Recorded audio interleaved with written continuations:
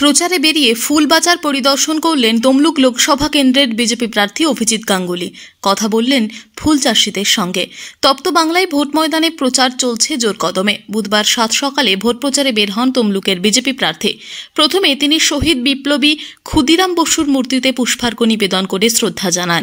এরপর তিনি যান কোলাঘাট ফুলবাজার ও দেউলিয়া ফুল ও সবজি বাজারে।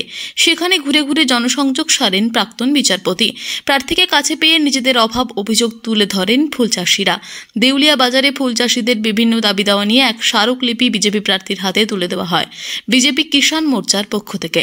ফুল চাষি ও ফুল ব্যবসার উন্নয়নের ক্ষেত্রে আগামী দিনে পদক্ষেপ গ্রহণের আশ্বাস দেন বিজেপি প্রার্থী।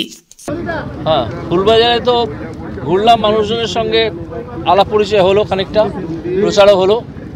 আর এখন একটা তাদের দাবিপত্র পেলাম যে ফুলবাজারের উন্নতি করার জন্যে, ফুলের ব্যবসার উন্নতি করার জন্য আর কি করা যায় সেগুলো খুবই গুরুত্বপূর্ণ। এতদিন কেন হয়নি সেটা ভেবেই আমি আশ্চর্য হচ্ছি।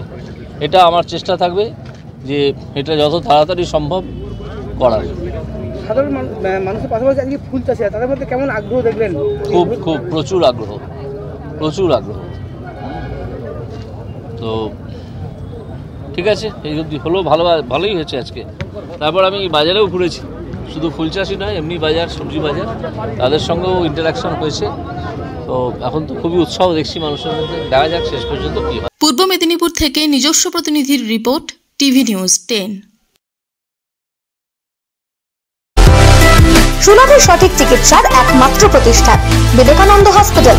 24 ঘন্টা emergency service, blood bank, trauma care. আপনাদের সেবায় আমরা তৎপর।